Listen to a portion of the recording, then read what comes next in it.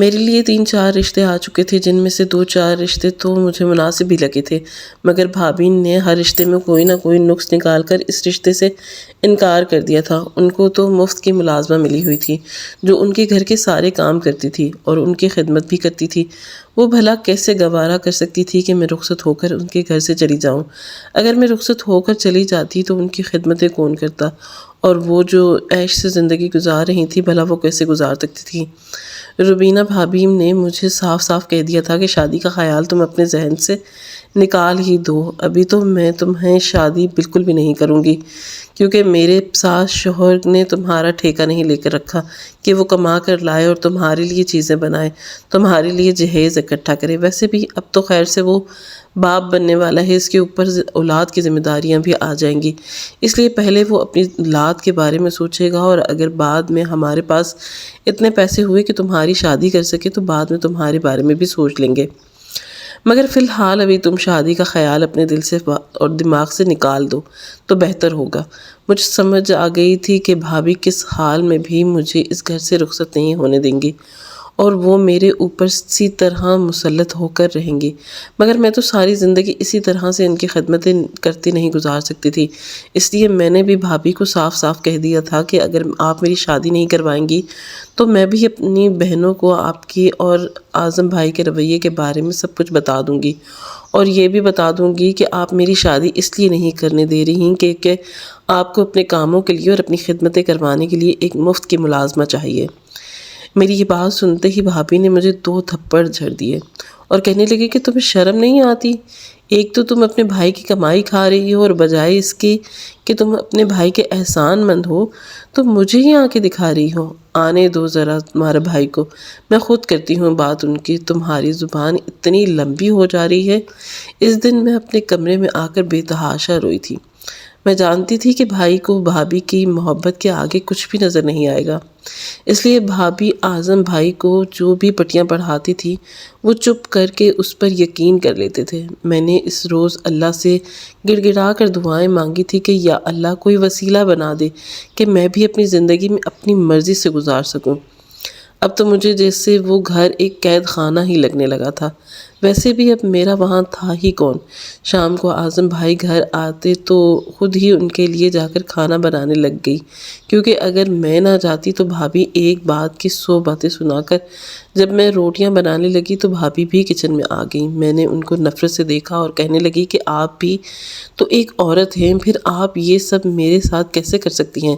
مگر میری بات سنتے ہی انہوں نے مجھے بالوں سے پکڑ کر اپنی طرف کھینچا اور کہنے لگے کہ تم کیا چاہتی ہو؟ میں تمہیں تمہارے ہی بھائی کے ہاتھوں پٹوا دوں؟ تمہیں تو شکر کرنا چاہیے کہ تمہیں گھر بیٹھے 2 وقت کی روٹی مل رہی ہے، مگر تم ہمیشہ سے ہی ناشکری ہو۔ بات یہیں پر ختم نہیں ہوئی تھی، انہوں نے غصے میں میرے ہاتھ سے چمٹا کھینچا اور اسی چمٹے سے میرا منہ جلا دیا اور مسکرا کر میری طرف دیکھتے ہوئے کہنے لگی کہ اب تو نہ ہی تمہارا کوئی رشتہ آئے گا، اور اگر آ بھی جائے گا تو تم سے شادی کوئی کرے گا نہیں۔ دیکھو تو صحیح تمہارے خوبصورت چہرے کا میں نے کیا حال کیا۔ اور میں آنسو بہاتے ہوئے اعظم بھائی کے پاس بھاگ گئی۔ آخر وہ میرا بھائی تھا، میرا جلا ہوا چہرہ دیکھ کر اس کو مجھ پر کچھ ترس تو آ ہی جاتا، مگر میں حیران رہ گئی جب اس کو اپنی بیوی کے حق میں بولتا دیکھا۔ اس کو بھی میری کسی بات پر یقین نہیں تھا۔ وہ مجھے کہنے لگا کہ میں تمہاری تو پہلے ہی بہت زبان چلتی تھی، لازمی تم نے اپنی بھابھی کو کچھ کہا ہوگا، اور تم نے بھی اچھی طرح سے جانتی ہو کہ میں روبینہ کی ہر بات مانتا ہوں، شاید اس لیے تم نے اپنا چہرہ بھی خود جلا لیا اور الزام میری بیوی پر لگا دیا۔ اس دن میں اپنے کمرے میں آ کر بے تحاشا روئی تھی۔ میں جانتی تھی کہ اب میرے بھائی کا رویہ میرے ساتھ اور بھی زیادہ برا ہو جائے گا، اور بھابھی تو مجھے کسی صورت بھی گھر سے نکلنے نہیں دیں گی۔ میں نے رو رو کر گڑ گڑا کر اللہ سے بہت ساری دعائیں کی اور وہ مجھے اس آزمائش سے نکال دے۔ نماز تو میں پہلے ہی پڑھا کرتی تھی، اس روز میں نے سورہ یاسین پڑھ کر خود پر دم کیا اور کس معجزے کے انتظار میں سو گئی۔ صبح جب میری آنکھ کھلی تو میرا نام رامین ہے۔ میرا تعلق سرگودا شہر سے ہے، جہاں میں اپنی 2 بہنوں اور ایک بھائی اور اماں ابا کے ساتھ رہتی تھی۔ میں نے ایک متوسط گھرانے میں آنکھ کھولی تھی، جہاں غربت کے باوجود ابا نے ہم چاروں بہن بھائیوں کو اچھی تعلیم دلوائی تھی۔ ابا ایک دہاڑی دار مزدور تھے اور اسی زمانے میں ہمارے اسکولوں کی فیس بھی بہت کم تھی، اور نہ ہی آج کل جیسے فضول قسم کے اخراجات تھے۔ بس 15-20 روپے اسکول کی فیس ہوتی تھی، اس کے علاوہ کتابیں اور یونیفارم اسکول سے ہی مفت مل جاتا تھا۔ ہم چاروں بہن بھائی صبح سویرے اٹھ کر چھوٹے سے کچن میں ہی اماں ابا کے ساتھ دسترخوان پر بیٹھ کر اماں ابا کے ساتھ کی روٹی کھا کر، اور دوپہر کے کھانے میں اماں کے ہاتھ کی روٹی ساتھ اچار رکھ دیا کرتی تھی۔ اگر کسی دن ابا کی دہاڑی لگ جاتی اور مزدوری مل جاتی تو اس دن ہمیں دوپہر کے کھانے میں آلو کی ٹکیاں بنا دیتی۔ اس سے زیادہ عیاشی اماں ابا نے ہمیں نہیں کروائی تھی۔ دونوں بہنیں سدرا کا اور نورین مجھ سے بڑی تھی، اور جب انہوں نے میٹرک کر لیا تو ابا نے دونوں کو ایک ساتھ ہی بیاہ کر رخصت کر دیا۔ اپنی بہنوں اور بھائی کے مقابلے میں مجھے پڑھنے کا شوق تھا، اس لیے جب میں نے میٹرک کر لیا تو اماں ابا نے مجھ سے میری شادی کی بات کی تو میں نے صاف انکار کر دیا کہ مجھے پڑھ لکھ کر اپنے پیروں پر کھڑے ہونا ہے اور اپنے اماں ابا کے لیے کچھ کرنا ہے، اس لیے وہ میری شادی کا خیال اپنے ذہن سے نکال دیں۔ اماں ابا نے بہت کوشش کی کہ وہ مجھے شادی کے لیے منا لے۔ دونوں بہنوں نے بھی مجھے بہت سمجھایا، مگر مجھے اپنے گھر کے حالات بہتر کرنے تھے، اس لیے اماں ابا کو میری بات ماننی ہی پڑی اور انہوں نے میری شادی کی ضد چھوڑ دی۔ اعظم بھائی بھی مجھ سے بڑے ہی تھے، اس لیے جب میں نے ان سے شادی کا انکار کیا تو اماں ابا اعظم بھائی کے لیے رشتہ ڈھونڈنے لگے، کیونکہ اس کو تو بیاہنا تھا میرے انتظار میں، اور اس کو بوڑھا تو نہیں کر سکتے تھے۔ ویسے بھی اعظم کو ابا نے میٹرک کے بعد ایک الیکٹریشین کا کورس کروا دیا تھا، اور وہ بھی لوگوں کے گھر جا کر ان کے بجلی کے حالات یا دوسری مشینیں ٹھیک کر لیتا تھا۔ اتنا تو کما ہی لیتا تھا کہ اپنا اور اپنی بیوی کا پیٹ پال سکے۔ اس لیے ابا نے اعظم بھائی کے لیے بھی جیسے ہی کوئی متوسط گھرانے کی لڑکی کا رشتہ تلاش کرنا شروع کر دیا۔ اماں ابا نے اعظم بھائی کے لیے روبینہ کا رشتہ طے کر دیا۔ روبینہ ہمارے محلے کی ایک خوبصورت لڑکی تھی جو ہمارے گھر سے 2 گلیاں چھوڑ کر ہی رہتی تھی۔ روبینہ کے ابا بھی کسی فیکٹری میں ملازمت کرتے تھے اور ان کے گھر کے حالات بھی ہم جیسے ہی تھے۔ روبینہ کے اماں ابا نے جتنا ہو سکا انہوں نے اپنی بیٹی کے لیے تھوڑا بہت ضرورت کا سامان اکٹھا کر ہی لیا تھا، اور ابا اور اعظم بھائی کے پاس بھی جتنے پیسے تھے انہوں نے 2-4 لوگوں کی روٹی بنائی اور روبینہ کو رخصت کر کے گھر لے آئے تھے۔ ابا تو صبح صبح ہی گھر سے نکل جاتے تھے تاکہ کوئی مزدوری ملے اور وہ دوپہر کما کر دال روٹی لے کر آ سکے، کیونکہ اعظم بھائی پر تو اب ان کی بیوی کی ذمہ داری تھی۔ پورے گھر کے اخراجات اٹھانا تو ابا کی ذمہ داری تھی، اس لیے ابا روز صبح سویرے گھر سے نکل جاتے اور شام کا اندھیرا پھیلتا ہی گھر آ جاتے۔ میں نے ابا کے ہر حال میں خوش ہی دیکھا تھا، کبھی بھی ان کی زبان پر ناشکری کا ایک لفظ بھی نہ آتا تھا۔ ابا جتنا بھی کما کر لاتے تھے اماں کے ہاتھ میں تھما دیتے تھے، اور اماں ان چند پیسوں سے گھر کا نظام اچھے سے چلا رہی تھی۔ میری دونوں بہنیں بھی جہاں بیاہ کر گئی تھیں ان کے گھر کے حالات بھی بہت زیادہ اچھے نہیں تھے، لیکن ان کے شوہر ان کی 2 وقت کی روٹی ضرور کھلا سکتے تھے، اور ابا کو ان سے زیادہ اور کچھ نہیں چاہیے تھا کہ ان کے داماد ان کی بیٹیوں کی عزت سے کما کر کھلا رہے تھے اور ان کی عزت کرتے تھے، اس لیے ابا مطمئن تھے کہ ان کی دونوں بیٹیاں اپنے اپنے گھر میں جا چکی ہیں۔ روبینہ بھابی خوبصورت ہونے کے ساتھ ساتھ تھوڑی تھوڑی نخریلی بھی تھی۔ وہ کہتے ہیں نا کہ نہ خدا حسن دیتا ہے نا تو نزاکت آ ہی جاتی ہے۔ روبینہ بھابی پر یہ جملہ بالکل صحیح جچتا تھا۔ ابا جو بھی لاتے سارے گھر والے صبر و شکر کر کے کھا ہی لیتے، مگر بھابی کا تو کبھی کوئی نخرہ ہوتا اور کبھی کوئی نخرہ۔ کبھی کہتی کہ میں ٹنڈی نہیں پسند کرتی، ان کو سالن میں مرچیں تیز لگتی، اور کبھی جلی ہوئی روٹی کھانے سے ان کا پیٹ خراب ہو جاتا، اس لیے وہ اعظم بھائی سے اپنے نخرے اٹھوا لیا کرتی تھی۔ اماں ابا بھی ان کو کبھی کچھ نہیں کہتے تھے، وہ ہمیشہ یہ کہہ کر خوشی خوشی ان کے نخرے اٹھا لیا کرتے تھے کہ ان کا شوہر کما کر لاتا ہے اور اپنی بیوی کے نخرے اٹھا سکتا ہے، اس لیے تو وہ اپنے شوہر کے نخرے کر کے دکھاتی ہے، ہمارا کیا جاتا ہے، ہم تو پہلے بھی دال روٹی ہی گزارا کرتے تھے نہ۔ مگر مجھے بھابی کی عادت بالکل بھی پسند نہیں تھی، اور کوئی امیر گھر سے تو آئی نہیں تھی جو اس طرح کے نخرے کرتی تھی۔ جس گھر سے وہ آئی تھی وہاں پر بھی ویسا ہی کھایا جاتا تھا جیسے اس گھر میں ہم سب کھاتے ہیں، مگر میں نے بھی بھابی سے کچھ نہیں کہا تھا۔ گھر کا کام بھی بہت زیادہ ہوتا تھا، اس لیے میں اپنی پڑھائی سے فارغ ہو کر اماں کے ساتھ گھر کے کاموں میں ہاتھ بٹا دیا کرتی تھی، کیونکہ بقول اماں ابا کے روبینہ بھابی کی تو ابھی نئی نئی شادی ہوئی تھی، ہم آتے ہی اس گھر کے کام تو نہیں کروا سکتے تھے۔ مجھے حیرانگی ہوتی تھی کہ اعظم بھائی اور روبینہ بھابی کی شادی کو پورا 1 سال گزر گیا تھا، اور ابھی تک انہوں نے گھر کے کسی بھی کام کو ہاتھ نہیں لگایا تھا۔ ایسا بھی کیا شادی جو 1 سال تک اتنی نئی تھی کہ وہ ابھی تک گھر کا کوئی کام یا ذمہ داری سنبھالنے کے لیے تیار ہی نہیں تھی۔ ہم سب بہت خوش تھے کیونکہ گھر میں کبھی کوئی بدمزگی نہیں ہوئی تھی، کیونکہ اماں ابا نے ہمیشہ ہم بہن بھائیوں کو آپس میں جوڑ کر رکھا تھا۔ اگر کبھی کوئی شکایت ہو بھی جاتی تو وہ ہم چاروں بہن بھائیوں کو پیار سے سمجھا لیتے اور بات جتنی بھی بڑی کیوں نہ ہوتی وہیں پر ختم ہو جاتی، مگر ایسا آخر کب تک چلتا؟ قدرت کو جو شاید کچھ اور ہی منظور تھا۔ ایک دن شام کا اندھیرا کافی پھیل چکا تھا مگر ابا ابھی تک گھر نہیں آئے تھے۔ وہ تو شام ہوتے ہی گھر آ جاتے تھے اور سب ساتھ میں ہی رات کا کھانا کھاتے تھے، اپنے اپنے کمرے میں چلے جاتے تھے، مگر اس دن کافی دیر ہو چکی تھی مگر ابا گھر نہیں آئے تھے۔ اماں کہنے لگی کہ ہو سکتا ہے کوئی کام مل گیا ہو اس لیے رک گئے ہوں، مگر جب رات کافی ہو چکی اور ابا کی کوئی خبر نہ ملی تو اماں بھی پریشان ہو گئی۔ اماں نے اعظم بھائی سے کہا، جاؤ بیٹا جا کر اپنے ابا کی خبر لو، وہ کہاں رہ گئے، ابھی تک نہیں آئے۔ تو اعظم بھائی بھی اپنی بیوی کے ہی پلوں میں چھپ کر بیٹھ گئے اور کہنے لگے کہ اماں میں خود کام سے تھکا ہارا آیا ہوں، ابا کون سا کوئی چھوٹے بچے ہیں، کوئی کام ہی کر رہے ہوں گے، آپ پریشان مت ہو اور خود ہی آ جائیں گے۔ یہ تو ہم سب جان ہی چکے تھے کہ اعظم تو رن مرید بن کر رہ گیا تھا، مگر اماں ابا نے اس بات کو کوئی زیادہ اہمیت نہیں دی تھی کیونکہ اعظم اور اس کی بیوی کی وجہ سے گھر میں کبھی کوئی بدمزگی پیدا نہیں ہوئی تھی۔ مگر اس دن اعظم بھائی کے جواب نے اماں کو بہت مایوس کیا تھا۔ ان کا تو ایک ہی بیٹا تھا اور ابا تو ویسے ہی نہ جانے کہاں رہ گئے تھے۔ اگر وہ بیٹے سے نہ کہتی تو مدد کے لیے کس کے پاس جاتی؟ میں بھی جانتی تھی کہ جب سے اعظم بھائی کی شادی ہوئی تھی ان کو تو روبینہ بھابی کے علاوہ کچھ نظر ہی نہیں آتا تھا۔ روبینہ کے ہر بات ماننے کے لیے تو وہ بالکل تیار رہتے تھے۔ اگر بھابی ان کو آدھی رات کو بھی کوئی کام کہہ دیتی تو بھائی بھاگے بھاگے جاتے اور ان کی فرمائشیں پوری کر دیتے، مگر جب ابا کے بارے میں اماں نے اعظم بھائی سے کہا تو وہ تھکاوٹ کا بہانہ بنا کر اپنے کمرے میں چلے گئے۔ جب رات گزر چکی اور ابا نہ لوٹے تو صبح ہوتے ہی اماں نے ایک بار پھر اعظم بھائی سے کہا کہ وہ ابا کے بارے میں معلوم تو کریں کہ وہ جانتا ہی ہے کہ ابا کس کس جگہ پر جا سکتے ہیں، مزدوری کرتے ہیں، مگر اس دن بھی اعظم نے فیکٹری سے لیٹ ہونے کا بہانہ بنایا اور جلدی میں اماں سے یہ کہتا ہوا گھر سے چلا گیا کہ آپ پریشان نہ ہوں، میں ابا خود ہی گھر آ جائیں گے۔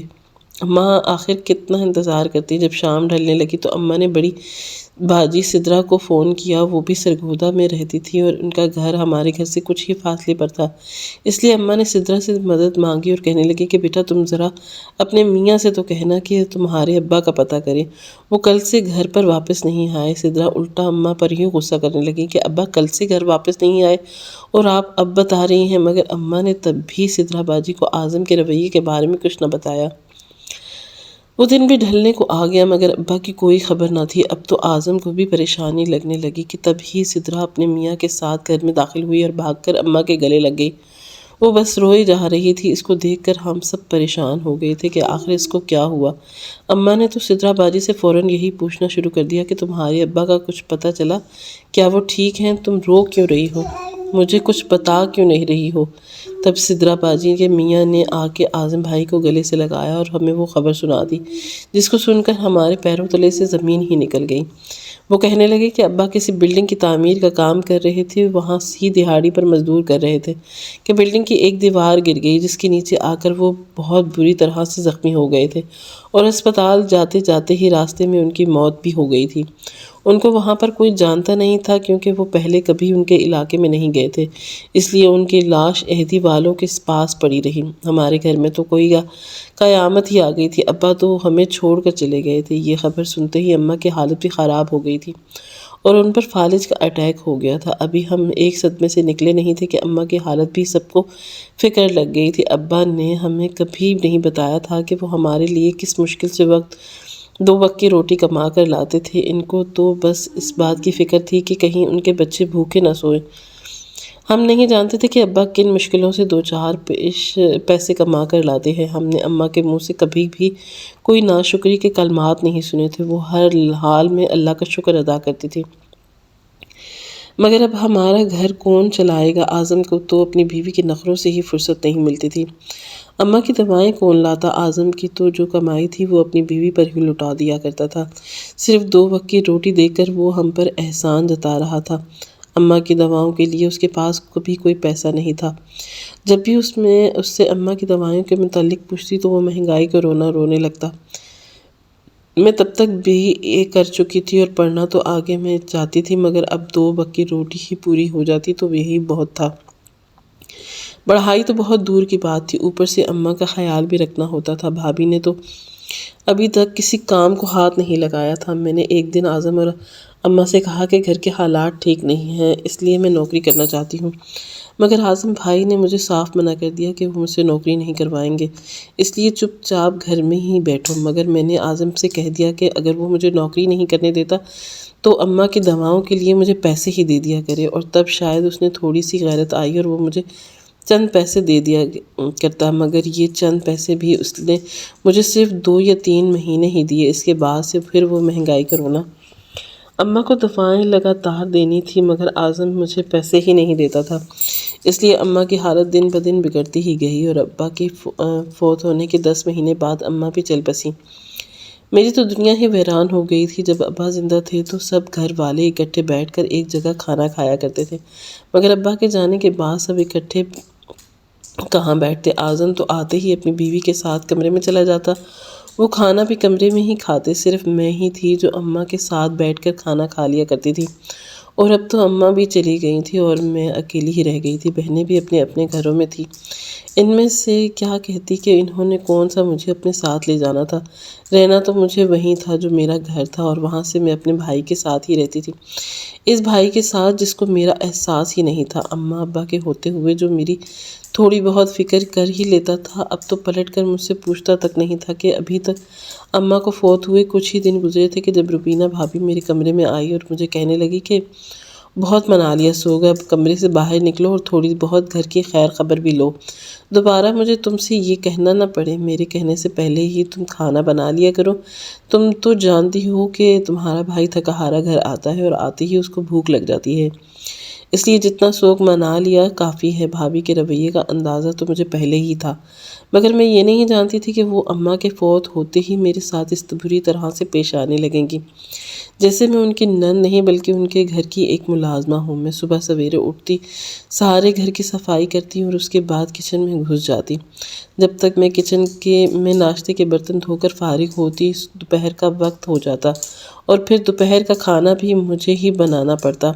سارا دن کچن میں کھڑی کام ہی کرتی رہتی، مگر بھابھی کو کبھی اتنی زحمت بھی نہیں ہوئی تھی کہ وہ چھوٹے منہ مدد کے لیے ہی کہہ دیتی۔ ان کو تو بس اپنے فیشن سے ہی مطلب تھا، جو ان کے پاس تھوڑا بہت میک اپ کا سامان تھا وہی اپنے منہ پر تھوپ کر اپنی دوستوں کی طرف گھومتی پھرتی، اور جب اعظم بھائی کے آنے کا وقت ہوتا تو منہ پھلا کر کمرے میں بیٹھ جاتی اور کہنے لگتی کہ میری طبیعت ٹھیک نہیں ہے، میرا جسم دکھ رہا ہے، اور بھائی بھی میری ہی شامت لے آتے، الٹا مجھے ہی کہنے لگتے کہ گھر کا کوئی کام بھی کر لیا کرو، تمہاری بھابھی تمہارے نخرے اٹھانے کے لیے نہیں ہے۔ میں تو اتنا شکر کرتی تھی کہ مجھے اس گھر میں کھانے کے لیے 2 وقت کی روٹی ہی مل جائے کرتی ہے، چلو جیسا بھی تھا آخر گھر تو اپنا ہی تھا، مجھے اس بات پر کوئی اعتراض نہیں تھا کہ میں سارے گھر کے کام کرتی ہوں اور کھانا بھی بناتی تھی۔ مجھے دکھ تھا تو صرف اس بات کا کہ اعظم بھائی نے مجھے کبھی بہنوں کی طرح پیار ہی نہیں کیا تھا، بلکہ وہ تو بیوی کی باتوں میں آ کر مجھے ڈانٹ دیا کرتے تھے۔ اعظم کو شادی کے 2 سال گزر گئے تھے جب روبینہ بھابھی امید سے ہوئی تھی، یہ خبر سن کر میں سچ میں بہت خوش تھی۔ اعظم بھائی اور بھابھی بھی بے انتہا خوش تھے، میرا تو اکلوتا بھائی تھا۔ میں اپنے بھائی اور بھابھی کا بہت برا رویہ بھول کر ایک بار پھر سے بھابھی کی خدمتوں میں لگ گئی تھی۔ خدمت تو میں پہلے بھی کیا کرتی تھی، مگر اب میں پورے دن کے ساتھ ان کا خیال رکھتی تھی، مگر بھابھی شاید اس سے بھی خوش نہیں تھی، سارا دن وہ اپنے بستر میں لیٹی آرام کرتی رہتی، جب اعظم بھائی کے آنے کا وقت ہوتا تو وہ منہ بنا کر کچن میں چلی آتی۔ جب اعظم بھائی بھابھی کو اس طرح سے کچن میں کھڑے کام کرتے دیکھتے تو کہتے کہ تم بے آرام کیوں ہو رہی ہو، کچھ چاہیے تو رامین سے کہہ دیا کرو۔ بھابھی آنکھوں میں مگرمچھ کے آنسو لیے اعظم سے کہتی کہ رامین جیسا کھانا بناتی ہے مجھے وہ بالکل بھی پسند نہیں آتا، اس لیے میں اپنی مرضی کا کھانا بنانے کے لیے آئی ہوں، اور بھائی پھر سے میری شامت لے آتا اور کہتا کہ جیسا تمہاری بھابھی کو پسند ہے اس کو ویسا ہی بنا کر دیا کرو، میں کما کر اس لیے لے کر آتا ہوں کہ جب تم میری ہی بیوی کو کچھ ڈھنگ کا بنا کر نہیں دے سکتی، گھر میں 2 وقت تک ہاں کے کھانے بناتی تھی تاکہ اگر بھابھی کو ایک پسند نہ آئے تو دوسرا ڈش کے سامنے کر دوں، مگر نہ جانے کیوں مجھ سے بدگمان ہی رہتی تھی اور کوئی نہ کوئی بہانہ بنا کر مجھے اعظم بھائی سے ڈانٹ پڑوا ہی دیا کرتی تھی۔ اب تو میری بھی شادی کی عمر ہو گئی تھی، مگر اعظم بھائی میرے لیے کوئی رشتہ ڈھونڈتا تو ہی مجھے بیاہ کر رخصت کرتا، نہ اس نے تو جیسے میرے بارے میں کچھ سوچنا ہی چھوڑ دیا تھا۔ وہ تو بھلا ہوا سدرا اور نورین باجی کا جنہوں نے اعظم کے کان میں یہ بات ڈال دی تھی کہ وہ اب مجھے بھی بیاہ کر اپنے گھر کا ہی کر دے، اور تب اعظم کا خیال آیا کہ اس کی ایک عدد کواری بہن بھی گھر میں موجود ہے اور اس نے میرے لیے رشتہ ڈھونڈنا شروع کر دیا۔ مگر جب بھابھی کو اس بارے میں علم ہوا کہ اعظم میرے لیے رشتہ ڈھونڈ رہا ہے اور میری شادی کروانا چاہتا ہے تو بھابھی سے یہ ہضم نہیں ہوا اور وہ مجھے طعنے دینے لگیں کہ میرا شوہر تو پہلے ہی سارا دن کام کر کے تھکا ہارا ہوتا ہے، جو کمائی آتی ہے اور سارے گھر کے اخراجات پورے کر دیتا ہے، اور خیر سے اب اس کی فیملی بھی بڑھنے والی ہے اور اپنی اولاد کے اخراجات پورے کرے یا تمہاری شادی کے چونچلے اٹھاتا پھرے۔ مگر میں بھابھی سے کیا کہتی، میں نے تو کبھی ان کے سامنے بولنے کی جرت نہیں کی تھی۔ میرے لیے 3-4 رشتے آ چکے تھے جن میں سے 1-2 مناسب بھی تھے، مگر بھابھی نے ہر رشتے کو کوئی نہ کوئی نقص نکال کر اس رشتے سے انکار کر دیا تھا۔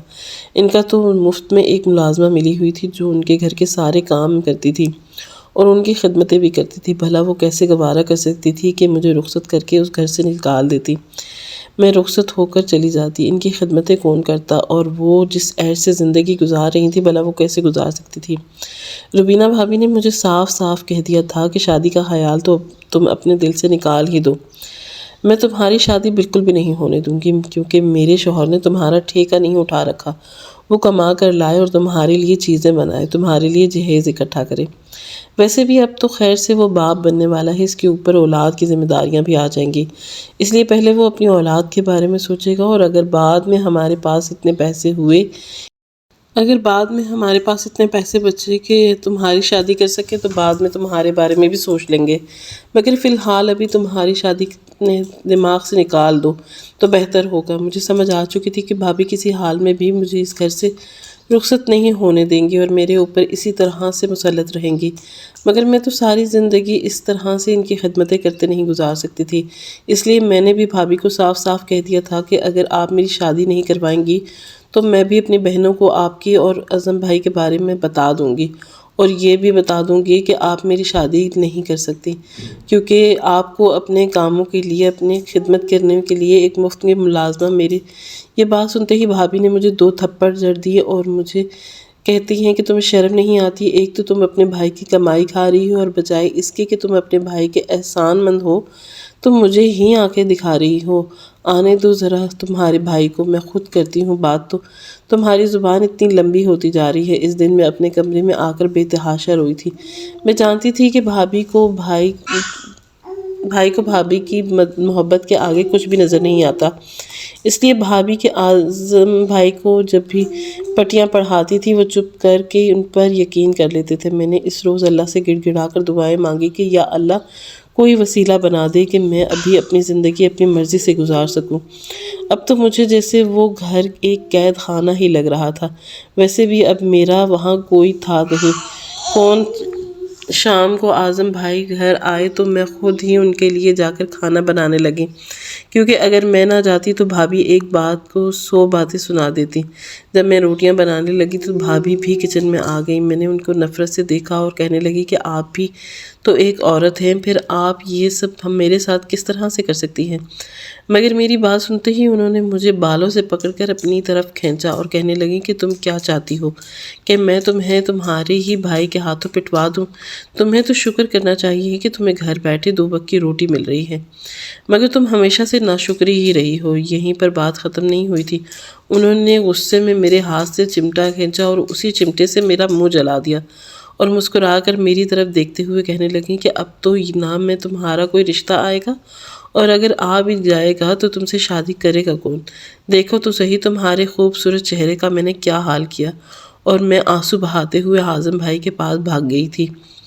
آخر وہ میرا بھائی تھا۔ میرا جلا ہوا چہرہ دیکھ کر ان کو مجھ پر کچھ ترس تو آ ہی جاتا، مگر میں حیران رہ گئی جب انہیں اپنی بیوی کے حق میں ہی بولتا ہوا دیکھا تو اس کو ابھی بھی میری کسی بات پر یقین نہیں تھا، اور مجھے کہنے لگا کہ رامین، تمہاری تو پہلے ہی بہت زبان چلی تھی، لازمی تم نے ہی بھابھی کو کچھ کہا ہوگا، اور تم نے ہی اپنی اچھی طرح سے جانتی ہو کہ میں روبینہ کی ہر بات مانتا ہوں، شاید اس لیے اپنا چہرہ خود جلا لیا اور الزام میری بیوی پر لگا دیا۔ اس دن میں اپنے کمرے میں آ کر بے تحاشا روئی۔ میں جانتی تھی کہ میرے بھائی کا رویہ میرے ساتھ اور بھی زیادہ برا ہو جائے گا، اور بھابھی تو وہ مجھے کسی صورت بھی اس گھر سے نکال نہیں دیں گی۔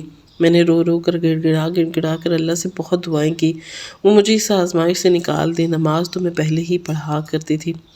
اس روز میں نے سورہ یاسین پڑھ کر خود پر دم کیا اور کسی معجزے کے انتظار میں سو گئی۔ صبح جب میری آنکھ کھلی تو خود کو شیشے کے سامنے دیکھ کر میری چیخ نکل گئی۔ میرا تو چہرہ جلنے کی وجہ سے بگڑ ہی چکا تھا، اور بھابھی بھی کی خواہش بھی پوری ہو گئی تھی۔ اب شاید کبھی بھی میرے لیے کوئی رشتہ نہ آتا اور نہ ہی میری شادی ہو پاتی، مگر شاید ابھی میرے لیے ایک اور کڑی آزمائش باقی تھی۔ اس دن میرے لیے غفور نامی ایک پاگل شخص کا رشتہ آیا، جو ویسے تو بہت امیر گھر کا لڑکا تھا، مگر اس کا ذہن تھوڑا سا خراب تھا، اور غفور اماں ابا کے لیے بس کوئی ایسی لڑکی گھر لانا چاہتے تھے جو ان کے پاگل بیٹے کی دیکھ بھال کر سکے۔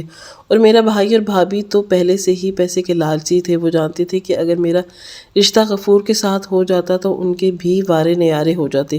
اس لیے اعظم نے اس دن مجھے صرف اپنے ہی فائدے کے لیے سمجھایا تھا، اور کہنے لگا کہ دیکھو رامین، تمہارا چہرہ تو پہلے ہی بگڑ چکا ہے، اس لیے اب تمہارے لیے کسی نارمل انسان کا رشتہ اس گھر میں نہیں آئے گا۔ جو بھی ہے، مجھے تمہاری شادی تو کرنی ہے، اوپر سے تمہاری عمر بھی نکلتی جا رہی ہے، اس لیے مجھے تمہارے لیے یہ رشتہ بہت مناسب لگا ہے، اور میں نے غفور کے اماں ابا کو ہاں کر دی ہے۔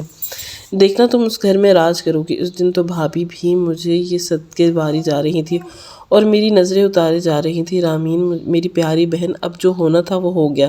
میں دعا کرتی ہوں کہ تمہاری آئندہ آنے والی زندگی خوشیوں سے بھری ہو۔ میں جانتی تھی کہ وہ دعا بھی مجھے صرف اپنے ہی فائدے کے لیے دے رہی ہیں۔ مجھے اس وقت صرف اس گھر سے نکلنا تھا، باقی کا میں نے کچھ نہیں سوچا تھا، اس لیے میں نے بھی مردہ دل کے ساتھ غفور سے شادی کے لیے حامی بھر لی تھی۔ میرے بھائی اور بھابھی نے مجھے جہیز دینے کے بجائے میری شادی غفور سے کروانے کے بدلے میں گھر میں ایک اپنے لیے بہت سا سامان اکٹھا کر لیا تھا۔ غفور کے اماں ابا نے ان کو صرف اس لیے دیا تھا کیونکہ بھائی اور بھابھی مجھے ان کے پاگل بیٹے کے حوالے کر رہے تھے۔ بھائی بھابھی نے میری شادی اتنی دھوم دھام سے کی تھی تو میں حیران رہ گئی تھی کہ یہ وہی بھائی تھا جو ہمیشہ مہنگائی کا رونا روتا تھا، اور آج دنیا کا دکھانے کے لیے اور اپنا مقصد پورا کرنے کے لیے اس نے میری شادی اتنی دھوم دھام سے کی تھی۔ وہ جانتا تھا کہ مجھ پر ایک بار دل کھول کر خرچہ کرے گا تو اس کو شاید اس کے بدلے میں 4-5 گنا واپس بھی مل جائے گا۔ ایک حساب سے تو اس نے مجھے غفور کے اماں ابا کو بیچ ہی دیا تھا۔ میں اس گھر سے رخصت ہو گئی تھی جس گھر میں میرے اماں ابا نے مجھے نازوں سے پالا تھا اور میری زندگی کے خواب آنکھوں میں سجائے، اور وہ اس دنیا سے چلے بھی گئے۔ میری دونوں بہنوں کو بھی نہ جانے اعظم نے کیا کہہ کر اس رشتے کے لیے راضی کر لیا تھا، اس لیے وہ دونوں بھی خاموش تھی۔ میں غفور کی دلہن بنی رخصت ہو کر اس گھر میں بڑی حویلی میں آ گئی تھی۔ وہ جیسا بھی تھا میرا شوہر تھا اور مجھے اس کی دیکھ بھال کرنی تھی۔ غفور کے سارے گھر والے بہت اچھے تھے اور وہ بھی مجھ سے اسی بات کی توقع کر رہے تھے کہ میں بھی غفور کا خیال رکھوں، اور مجھے بھلا کیا فرق پڑتا تھا۔ پہلے میں گھر میں نوکرانی تھی اور اب اس سے بڑی حویلی میں پاگل امیر زادے کی دیکھ بھال کے لیے مجھے لایا گیا تھا۔ میں نے محسوس کیا تھا کہ غفور کو پاگل پن کا دورہ تب پڑتا تھا جب بہت سے لوگ اس کے ارد گرد اکٹھے ہو جاتے تھے، اور دھیرے دھیرے مجھے یہ سمجھ آنے لگا کہ غفور پاگل نہیں بلکہ اس کو صرف لوگوں سے وحشت ہوتی تھی، اور اسی وحشت کی وجہ سے اس کے ذہن پر اثر ہو گیا تھا۔ جب زیادہ لوگ اکٹھے ہو جاتے تھے تب اس کو عجیب طرح کے پاگل پن کے دورے پڑتے تھے۔ مجھے یہ سمجھ نہیں آتی تھی کہ اس کو آخر کیا بیماری تھی۔ شروعات میں تو غفور مجھے جب بھی دیکھتا اپنے پاس پڑی ہوئی کوئی چیز اٹھا کر مجھے مارتا، مگر میں چپ چاپ اس کی مار کھا رہی تھی۔ ایک دن کمرے میں اس کے ساتھ رہتی رہی۔ آخر میں کہاں جاتی، میرا تو اب کوئی ٹھکانہ بھی نہیں تھا۔ بھائی کے نام پر ایک میکہ تھا اور وہاں جا کر بھی میں کیا کرتی، بھائی تو پہلے ہی مجھے اپنے سر کا بوجھ سمجھ کر گھر سے نکال چکا تھا، اوپر سے بھابھی نے بھی ظلم میرے چہرے کے ساتھ کیا تھا۔ میں اب غفور کے گھر کے علاوہ کہیں بھی نہیں جا سکتی تھی۔ دونوں باجیوں کے گھروں کے حالات بھی ایسے ہی نہیں تھے کہ جس سے ان کے ساتھ رہ سکتی، اس لیے میں نے غفور کے ساتھ ہی قدرت کا فیصلہ مان لیا۔ میری اور غفور کی شادی کو 6 مہینے گزر چکے تھے۔ میں سارا دن غفور کی خدمت میں لگی رہتی تھی، اس کو صاف ستھرے کپڑے پہناتی اور وقت پر کھانا کھلانا میری ہی ڈیوٹی تھی۔ میں اپنی ڈیوٹی پوری ذمہ داری سے ادا کر رہی تھی اور غفور کی ماریں بھی سہ رہی تھی۔ 3 سے 4 بار اس نے شیشے کا گلاس اٹھا کر میرے سر پر اتنی بری طرح سے مارا کہ میرے سر سے شدید چوٹیں تھیں، اور اتنی تھی کہ غفور کے گھر والے بھی میرے سامنے شرمندہ بھی تھے کہ وہ میرے ساتھ ایسا رویہ رکھتا تھا، مگر وہ مجھ سے معافی مانگنے کے سوا اور کچھ بھی نہیں کر سکتے تھے، کیونکہ وہ بھی جانتے تھے کہ غفور کی دماغی حالت ایسی ہی تھی، اسے کچھ بھی سمجھایا نہیں جا سکتا تھا۔ مگر میں نے غفور کے گھر والوں کا یہ خیال غلط ثابت کر دیا تھا۔ غفور کو کچھ سمجھایا نہیں جا سکتا تھا۔ میں پورے دن سے غفور کا خیال رکھتی تھی، اور کیونکہ وہ جیسا بھی تھا میرا شوہر تھا، اور غفور بھی اب مجھے پہچاننے لگا تھا۔ اس کو پاگل پن کا دورہ تو اب بھی پڑتا تھا، مگر اب وہ پہلے کی طرح مجھے چیزیں اٹھا کر مارتا نہیں تھا، بلکہ میرے آنے پر وہ خوشی سے تالیاں بجایا کرتا تھا، بچوں کی طرح میرے پاس بیٹھ جاتا تھا، مجھ سے باتیں کرتا تھا۔ مجھے بھی سمجھ آ گئی تھی کہ غفور کو شاید پیار اور توجہ کی ضرورت تھی، جو اس کو کسی اور سے نہیں ملی تھی۔ اس کی اماں ابا تو ہمیشہ سے ہی ذمہ داری میں مصروف رہے تھے، اس لیے وہ غفور کو وقت نہیں دے سکتے تھے، اور اس نے اپنی تنہائی کو ہی اپنا دوست بنا لیا تھا، اس لیے اس کو لوگوں کی موجودگی میں وحشت ہونے لگتی تھی اور اس کو عجیب طرح کے دورے پڑتے تھے۔ اس کے اماں ابا کو لگتا تھا کہ وہ شاید پاگل ہو چکا ہے۔ انہوں نے غفور کے لیے بہت سے رشتے دیکھے تھے، مگر ہر آنے والے غفور کو یہ دیکھ کر ٹھکرا دیتے تھے، ہمیں اس پاگل انسان کو اپنی بچی نہیں دینی۔ اور جب غفور کے اماں ابا کا رشتہ لے کر میرے بھائی کے پاس آئے تو میرے بھائی نے تو صرف ان کی دولت دیکھی تھی۔ میرے بھائی بھابھی کو بھلا مجھ سے کیا غرض تھا؟ ان کو تو میرے بدلے میں بہت سارے پیسے ملے تھے، اس لیے انہوں نے خوشی خوشی مجھے اور غفور کو شادی کو 8 سال گزر چکے تھے، اور غفور کے رویے میں بہت زیادہ تبدیلی آ گئی تھی۔ ابھی تک بالکل نارمل انسان تو نہیں بن سکا، مگر اب اس کو پاگل پن کے دورے نہیں پڑتے تھے جو اس کو پہلے پڑتے تھے، اور نہ ہی وہ ہر ایک کو مارنے کے لیے بھاگتا تھا، بلکہ وہ زیادہ تر خاموش ہی رہتا تھا، اور میری موجودگی میں وہ خوش ہو جاتا تھا، مجھ سے خوش ہو کر باتیں کرتا تھا اور چیزوں کو سمجھنے کی کوشش بھی کرتا تھا۔ غفور کے اماں ابا تو جس سے میرے احسان مند ہی ہو گئے تھے، اور میرا بہت خیال رکھتے اور مجھے اٹھتے بیٹھتے دعائیں دیتے تھے۔ میری وجہ سے ان کا بیٹا ٹھیک ہو رہا تھا، ورنہ وہ تو اپنے پاگل بیٹے کے سمجھ بیٹھے تھے کہ مجھے یقین تھا کہ ایک دن غفور بالکل ٹھیک ہو جائے گا۔ میں اپنے بھائی سے بھی ملنا جلنا چھوڑ چکی تھی، کیونکہ میرے میکے میں صرف بھائی اور بھابھی روبینہ ہی تھے جن کا بچہ مردہ پیدا ہوا تھا، اور اب روبینہ بھابھی کبھی ماں نہیں بن سکتی تھی۔ روبینہ بھابھی کا احساس ہے کہ انہوں نے میرے ساتھ کیا کچھ نہیں کیا، مگر ان سب باتوں کو دہرانے کا کوئی فائدہ نہیں۔ میں غفور کے ساتھ خوش ہوں، کیونکہ اس کے گھر میں سب میری عزت کرتے ہیں اور میرا خیال بھی رکھتے ہیں۔